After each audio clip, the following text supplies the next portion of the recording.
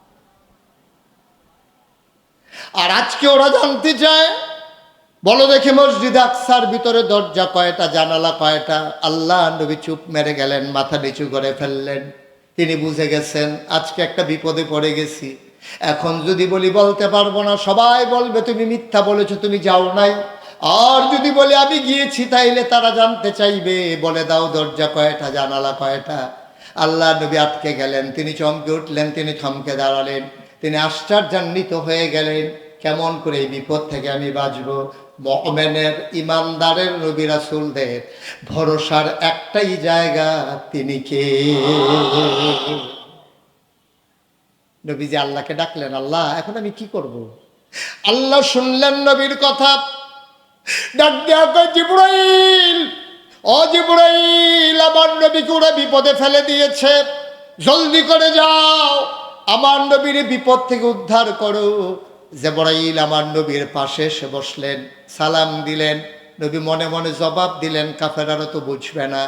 আবার জিবরাইল ডাক দেয়া কয়, ইয়া রাসূলুল্লাহ, ইয়া হাবিবাল্লাহ, ওরা কি জানতে চায়?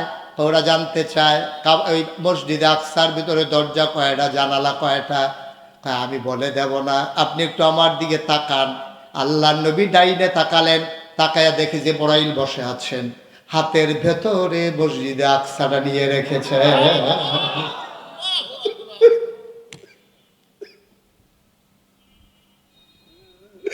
মসজিদে আকসা নিয়ে জিবরাইল বসে আছেন। আল্লাহ নবী ডাইনে ঘুরে তাকালেন, জিবরাইল মসজিদটাকে ঘুরে ঘুরে ধরে। নবী বলতেছে, জিজ্ঞেস করে কি না জানতে চাইছিলা? জানতে চাইছিলাম দরজা কয়টা। নবী বলে দিলেন দরজা এতটা। জানালা কয়টা?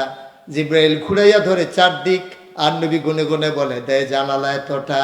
একজন লোক যে বলছিল কয়দিন আগে মসজিদে আকসাতে আমি গিয়েছিলাম, সে লাভ দিয়া কয়, মোহাম্মদ যা বলেছে সত্যই বলেছে।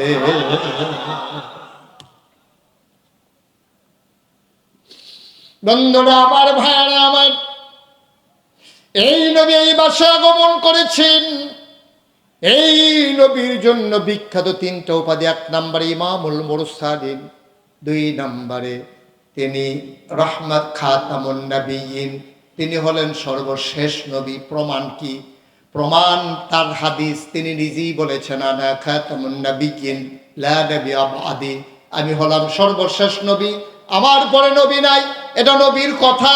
কোরআন মানা যেমন ফরজ, নবীর কথাগুলো সহিহ সনদে মুতাওয়াত্তির ভাবে যেগুলো কথা এসেছে, যার ব্যাপারে ইজমা হয়ে গেছে, এই কথাগুলা বিশ্বাস করো ইমানদারের উপরে ফরজ, ঠিক কিনা? বন্ধুরা আমার, ভাইয়েরা আমার, নবী তো বলে দিলেন। এবার আসুন কোরআন কি প্রমাণ দেয়। ইন্তেকালের 81 দিন আগে আল্লাহ নবী আরাফার ময়দানে জাবালে রহমত পাহাড়ের কিনারে বসে আছেন। যারা হজে গিয়েছেন তারা দেখেছেন, ছোট্ট একটা পাহাড় আছে আরাফার ময়দানে, পাহাড়টার নাম জাবালে রহমত। এটার কিনারে নবী বসে আছেন ইন্তেকালের 81 দিন আগে। কয়দিন? মুখস্থ রাখা লাগবে। আমি যে কোনো সময় আবার ওয়াজের থেকে পেছন থেকে জিজ্ঞেস করতে পারি। কয়দিন? 81 দিন আগে নবী বসে আছেন আরাফার ময়দানে জাবালে রহমত পাহাড়ের কিনারে, একটা উটের পিঠে, গোধূলি লগ্ন, পরন্ত বিকেল, সূর্য ডুবু ডুবু প্রায়, সূর্যের সোনালি রোদটুকুন আমার নবীর চেহারা মুবারকে এসে পড়েছে। সুবহানাল্লাহ বলবেন না? ওরা একটু বসাই দেন, এই ওখানে আসো, যেখান থেকে গেছিলে ওই জায়গায় আসো, তোমার জায়গায় তুমি আসো। চালাকি করো না, বুদ্ধি খাটাইও না, যেটা বলে এটা শোনো। আমিন কর, জোরে কন, আরো জোরে। বন্ধুরা আমার, ভাইয়েরা আমার, নবী বসে আছেন ইন্তেকালের কয়দিন আগে। কিসের পিঠে? সকালে না বিকেলে? সন্ধ্যা ছুঁই ছুঁই, পরন্ত বিকেল, সূর্য ডুবু ডুবু প্রায়, সূর্যের সোনালি রোদটা এসে নবীর চেহারা মুবারকে পড়ছে। নবী অসুন্দর না সুন্দর? কম না বেশি? এমনিই নবী সুন্দর। আর বিকেলের সোনালি রোদ যখন নবীর চেহারা মুবারকে পড়ছে, সৌন্দর্য কমছে না বাড়ছে? মনে হচ্ছে সোনায় সোহাগা, আর কপালের ভিতরে মুক্তার দানার মতো ঘাম জমে আছে। সুবহানাল্লাহ বলবেন না? আল্লাহর নবী বসে আছেন, উটের পিঠে সবাই দাঁড়িয়ে আছে। 1,24,000 সাহাবা ওই দিন ওই ময়দানে, মতান্তরে 1,25,000 সব সাহাবারা দাঁড়িয়ে আছেন। নবী বসে আছেন উটের পিঠে। এমন সময় জিবরাইল আলাইহিস সালাম আসলেন, ওয়াহী নাজিল শুরু হয়ে গেল। আল্লাহ নবীর উপর এমন চাপ তিনি অনুভব করলেন, মৃদুমন্দ বাতাসের ভিতরে নবীর কপালে মুক্তার দানার মতো ঘাম জমে গেল, চোখগুলো তার বড় বড় হয়ে গেল, গাল তার হয়ে গেল লাল। ওটার বসে দাঁড়িয়ে থাকতে পারে নাই, নবীকে নিয়ে আস্তে করে বসে পড়েছে। কাছের সাহাবা যারা তারা বুঝে ফেললো এটা ওয়াহী নাজিলের লক্ষণ। লাউ আনজালনা হাযাল কুরআন আলা জাবাল জাবালিল লারাআইতাহু খাশিআন মুতাসাদ্দিআন মিন খাশিয়াতিল্লাহ। ওয়াহির এমন পাওয়ার, ওয়াহির এমন ওজন, ওয়াহির এমন লুট, সইতে পারে না উট।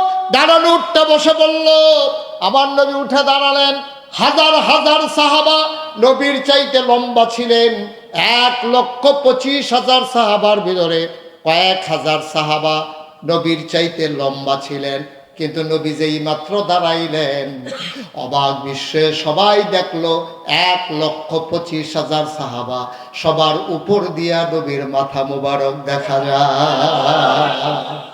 এটা নবীর একটা মুজিজা, স্পেশাল কোয়ালিটি। অসংখ্য মানুষের মাঝেও নবীর মাথাকে আল্লাহ ছোট করে দেখাবেন না। তিনি যখন দাঁড়ালেন সবাই তাকিয়ে দেখলো, সবার উপর দিয়া নবীর মাথা মুবারক দেখা যায়। সবাই তাকিয়ে দেখলো মুক্তার দানার মতো ঘাম জমে আছে, মনে হয় যেন সোনায় সোহাগা, সৌন্দর্য যেন 1000 গুণ বেড়ে গেছে। নবী একবার ডাকলেন, শুনো। সুবহানাল্লাহ বলবেন না? কত লোক? 1,25,000 লোককে ডাক দিলেন। মাইক ছিল, বোম্বাবাতি ছিল, তারপরে গিয়া কি বলে সুঙ্গা ছিল, হ্যান্ড মাইক ছিল, কিচ্ছু ছিল না, সাউন্ড সিস্টেম ছিল না। নবী একটা ডাক দিলেন। সাহাবাই কেরাম কয়, নবী যখন বললেন শুনো, সামনের সাহাবা যেমনে শুনছে, পেছনের সাহাবা আমরা হুবহু একরকম শুনছি। নবী ডাক দিয়ে বলে, শোনো। কয় কি? এই মাত্র একটা আয়াত নাজিল হয়েছে, শুনবা? সাহাবায়ে কেরাম কয়, গুস্তাকি মাফ কর দিজিয়ে, যদি বেয়াদবি মনে না করেন আপনি যদি একটু শুনিয়ে দিতেন, আমরা সেই আয়াত শুনবো।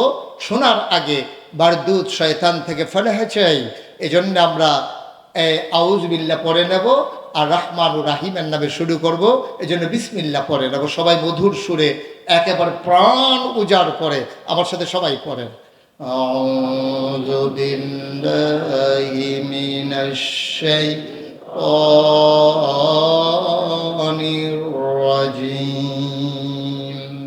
বিসমিল্লাহির রাহমানির রাহিম। اليوم أكملت لكم دينكم وأتممت عليكم نعمتي ورضيت لكم الإسلام دينا। আল্লাহ নবী ডাক দিয়া কয়, শুনো, এইমাত্র আয়াত নাজিল হয়ে গেছে। আল-ইয়াউমা আকমালতু লাকুম, আজকের এই দিনে, দিনটা ছিল ইয়াউমুল জুমআ, দিনটা ছিল ইয়াউমুল আরাফা, জুমার দিন, আরাফার দিন। আজকের এই দিনে, এই মুহূর্তে, আকমালতু, আমি পরিপূর্ণ করে দিলাম, দীনাকুম, তোমাদের ধর্ম। সুবহানাল্লাহ কয় না? ওয়া আতমামতু আলাইকুম নি'মাতি, তোমাদের জন্য নিয়ামত যথেষ্ট করে দিলাম। ওয়ারাদিতু লাকুমুল ইসলাম দীনা, আর তোমাদের জন্য আল্লাহর পক্ষ থেকে মনোনীত ধর্ম দিলাম, তার নাম হলো ইসলাম। দিন কি অপূর্ণ না পরিপূর্ণ? যেহেতু দিন পরিপূর্ণ, তাইলে আর কি নবীর দরকার আছে? এই আয়াত প্রমাণ করে দিয়েছে তিনি খাতামুন নবিয়্যিন। সুবহানাল্লাহ বলবেন না? এবার আপনার আসি, দিন কি অপূর্ণ না পরিপূর্ণ? কম আছে নাকি বেশি আছে? কমও নাই, বেশিও নাই, সমান সমান আছে। আমি এইভাবে বলি, মনে করেন আমি যখন আসলাম, ইসলামটা কেমন শুনেন। আমি যখন আপনাদের মাহফিলে আসলাম, আমাকে জাহাঙ্গীর ভাইয়ের বাড়িতে নেওয়া যাওয়া হলো। আমি বললাম, জাহাঙ্গীর ভাই এক গ্লাস পানি দিয়েন তো। মনে করেন বলছি, উনি যাওয়ার আগেই কিন্তু পানি অন্যরা দিছে। তো জাহাঙ্গীর ভাই যাওয়ার পর আমি বললাম, জাহাঙ্গীর ভাই তাড়াতাড়ি এক গ্লাস পানি আনো। উনি দৌড়ে ভাবির কাছে গেছে, গিয়া বলতে চাই তাড়াতাড়ি পানি দাও। কয়, পানি কার জন্য? বিশ্ব হুজুর পানি চাইছে, তাড়াতাড়ি এক গ্লাস পানি দাও। তো ভাবি বলতেছে, আরে আপনার নিয়ে যে কি বিপদে আছি, হুজুর কি সবসময় আমাদের এখানে আসে? পানি চাইছে বলে পানি দিবেন? ঘরের ভিতরে ট্যাং আছে না, ট্যাঙের ডিব্বা নামাইয়া আনেন। এখন ট্যাং আনছে, দিছে চিনি, দিছে লাড়া। এখন এটার আপনাদের এলাকায় কি কয়? বা কথা কয় না দেখি। উনি কয়, আমি কমু কি করতাম, আমার কি দিছে, তার লেগে উনি কয় না। এটার আপনাদের এলাকায় কি কয়? আমি কি ওনার কাছে পানি শরবত চাইছিলাম না পানি চাইছিলাম? উনি আইনা দিছে কি? আমার ইসলাম হয়েছে এই অবস্থা। ১,৫০০ বছর আগে আল্লাহ বলে দিন ইসলাম পরিপূর্ণ। আমাদের দেশে এলাকা ভিত্তিক পীর মাশায়েখ বিভিন্ন এলাকায় আইসা এবং বিভিন্ন সময়ে তাদের স্বার্থ হাসিল করার জন্যে নতুন কোন কথা লাগাইয়া ইসলামকে আজকে শরবত বানাই ফেলছে, ঠিক কিনা? ১,৫০০ বছর আগের ইসলাম আর ইসলাম নাই। ইসলামের মনটা যা ধরছে তা কইরা, কেউ এই স্বচ্ছ সাদা পানির মতো ছিল ইসলাম, কেউ এর ভিতরে ট্যাং দিছে, কেউ সিবিটা দিছে, কেউ রু আফজা দিছে, কেউ তুকমার দানা দিছে, কেউ ইসুফগুলের ভুসি দিছে, কেউ চিনি দিছে। আর লাড়া দেওয়ানের লেগে তো আমরা তারা বেড়া হয়ে গেল, হ্যাঁ,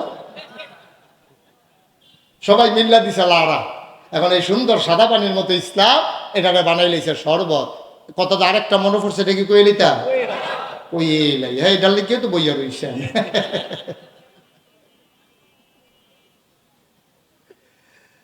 আগের দিনে তো মানুষের খুব অভাব ছিল। তো এখন এই আমি না বললাম, ইসলামটা কেউ কমাই লাইছে, কেউ বাড়াই লাইছে। কেউ সাদা পানির মতো ইসলামটারে শরবত বানাই ফেলছে, আবার কেউ এটা পানি রাখে নাই, এটা একেবারে ডুগিল্লা খাইয়া ইসলামটা বিদায় করে দিচ্ছে।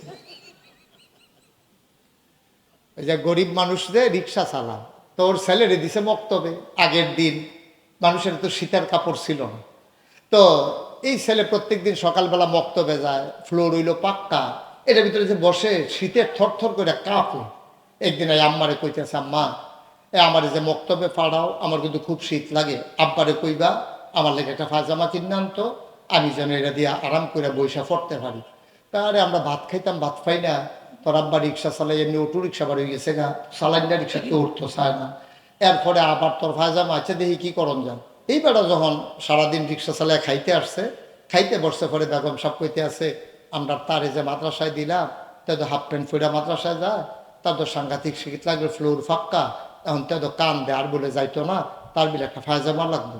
তো এবারে কয়, আরে পায়জামা কিনবো করতে আছে, দেখি যদি যাইতাম পারি কালিয়াকৈরের দিকে, বিশ্ব রুটের দিকে গেলে দেখি কোনাবাড়ি যদি এরকম ওই যে টাল কোম্পানির এই ইয়াটিয়া পাওয়া যায়, কম দামি বিদেশতে যাইয়ে দেখি একটা পায়জামা টাজামা পাইনি। এবারে ও রিক্সা লইয়া গেছে, এমন টাইমে বাসের ছাদেরতে এই বিরাট কাপড়ের গাঠটি যখন পড়ছে, এবারে গিয়া সেরা যার যে কেউ কুট গাও দিয়া লাইতেছে, কেউ মাফলার ফেসাই লাইতেছে, আর এবারে খালি পায়জামার ফাও বিচারতে আছে। বিচারতে গিয়ে দেখে যে পায়জামার ফাওয়ের মতো এটা টানা শুরু করছে, টানতে দুই ফাও তো দুই দিকে গিয়ে রয়েছে, টাইন না বার করছে, পরে দেখে বিরাট পায়জামা, বিদেশি মানুষ লম্বা লম্বা না, এই বিরাট এক পায়জামা, তার ফেস দিয়ে বইয়ে থাকবো, গরম লাগুন দিয়ে না কথা, এই সুইটটা ফলার লেগে বড় পায়জামা বইছে। আই না সেটা পরের দিন সকালবেলা যখন তারে ফরাইছে পরে 2 গুল দিয়ে 2.5 করে বার হইছে। তো তার মা 1 গুল দিয়া বইছে, তার বাপে আরেক গুল দিয়া বইয়া এই পায়জামা ভরতে ফায়ের কাছে এরকম মোটা করে দিয়া তারে মক্তবে ফাড়াইছে।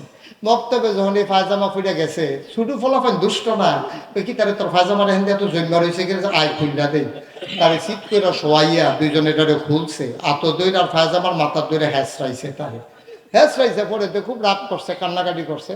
আইয়া সেরকম, আম্মা তোমরা পায়জামা তোমরা এ ফুইরো, আমার হাফ প্যান্টের সর্ব পায়জামা লাগবে না, ফলাফানি আমার এটা হ্যাঁচড়ায়, আমার পায়জামার দরকার নেই।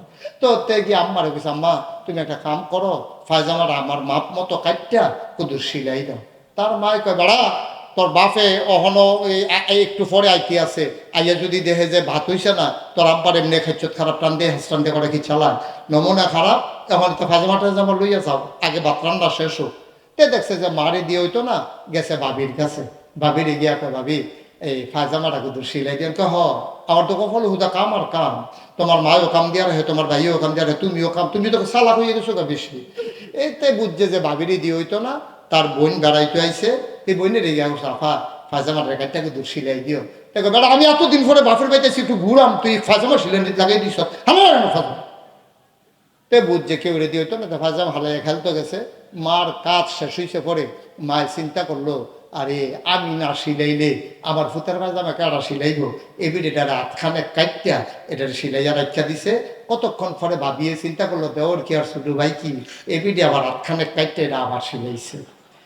বড় বই নাই এসে চিন্তা করলো, আহারে ভাই, হ্যাঁ ভাই, এই বড় বই নাই এসে আবার কাইটা এটা সিলাইছে। পরের দিন যখন তো পায়জামা পড়তে গেছে, দেখে যে এটা হাফ প্যান্ট হয়ে রয়েছে।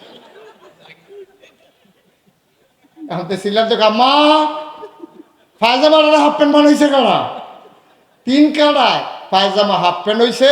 আর আমার ইসলাম এলাকায় এলাকায় নানান মানুষের স্বার্থ হাসিল করতে গিয়া ইসলামকে ওরা ব্যবহার করে আমার পায়জামার মতো ইসলামকে তারা হাফ প্যান্ট বানাইছে। ঠিক কিনা কর? গজবে ধরছে, আমাদেরকে গজবে ধরছে। কেউ বাড়াইছে আর কেউ হাফ প্যান্ট বানাইছে। এই হলো আমার দেশের ইসলাম। গজব আমাদেরকে এই গজবে পেয়ে বসছে। ভাই সাহেব, একটা কথা বইলা যায়, কোনোদিন যদি মুশতাক ফয়েজি না আসে, কথাটা মনে রাখো, তোমার মন মতো ইসলাম হবে না। তুমি যদি মন মতো তোমার ইসলাম বানাইতে চাও, এটার নাম ইসলাম হবে না। তোমার মন মতো কোনোদিনও ইসলাম হবে না। ইসলামের মন মতো তোমাকে হইতে হবে। ঠিক কিনা? ভাল লাগলে মানো, না ভাল লাগলে হালাই দিয়ে রাখবে। তোমার মন মতো ইসলাম হবে না। তোমার ভালো লাগুক আর না লাগুক, ইসলামের মন মতো তোমাকে হইতে হবে। তুমি মন মতো ইসলাম বানাইবা, এই সুযোগ তোমাকে দেওয়া হয় নাই। 1000 বছর আগে আল্লাহ ঘোষণা দিয়েছেন, আল ইয়াউমা আকমালতু লাকুম দীনাকুম, তোমাদের দিনকে আমি পরিপূর্ণ করে দিয়েছি। কমানোও যাবে না, বাড়ানো। এই 90 নাম্বার যাচ্ছে, তোমাকে কিন্তু লাল কার্ড দেখানো হবে। ভিতরে আসো, ভেতরে আসো। মাই বয়নাতে বস। এটা খেলার মাঠ করছে, দুঃখ পাইছি, উঠতে যাই গোগা থাক। আমিন কর। তাইলে নবীজি নবীজি সবার শ্রেষ্ঠ নবী, প্রমাণ পাওয়া গেছে। তিনি ইমামুল মুরসালিন, প্রমাণ পাইছিলেন। তিনি খাতামান নবিয়্যিন, প্রমাণ পাইছে। আবার তিনি রাহমাতুল্লিল, প্রমাণ। আমরা আল্লাহর কাছে জানতে চাইলাম, মাওলা রব্বে কারীম, আমরা আপনাকে চিনে নিয়েছি, আপনি রব্বুল আলামিন। আমার নবীকে দয়া করে একটু আপনার ভাষায় আপনি চিনিয়ে দেন। আল্লাহ কয়, শুনো শুনো শুনো, ওয়ামা আরসালনাকা ইল্লা রাহমাতাল লিল আলামিন। সুবহানাল্লাহ বলবেন না? নবী যে রহমত। কোরআন শরীফের আয়াত নিয়ে যাও, আবার মজা করে পড়ো। এই আয়াতটার ভিতরে এমন একটু মধু, আমি যখন একাকী নিরালে নিবৃতে পড়ি, একাকী চোখের পানি দিয়ে আমার গালগুলো ভিজে যায়। কি মজার একটা আয়াত। আয়াতটার ভিতরে মনে হয় যেন মধুমাখা। সবাই আমার সাথে মজা করে, মন উজাড় করে, হৃদয়ের সবটুকুন ভালোবাসা জড়ো করে। সবাই আবার পরশ আমার সাথে, ওয়ামা আরসালনাকা ইল্লা রাহমাতাল লিল আলামিন। সুবহানাল্লাহ বলবেন না? আল্লাহ কয়, শুনো শুনো শুনো, আমি আল্লাহ হইলাম রব্বুল আলামিন, আর আমার নবী হইলেন রাহমাতুল লিল আলামিন। নবী যে রহমত, তার প্রমাণ আছে নাকি নাই? আল্লাহ কোরআনুল কারীমে আবার আয়াত নাযিল করে দিলেন, فبما رحمة من الله لنت لهم ولو كنت فظا غليظ القلب لانفضوا من حولك فاعف عنهم واستغفر لهم وشاورهم في الأمر فإذا عزمت فتوكل على الله إن الله يحب المتوكلين।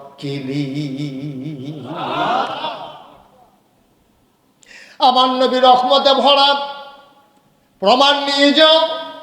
নবী মাত্র দুনিয়াতে এসেছেন, তখনও নবী কথা বলতে পারেন না, দুধের বাচ্চা।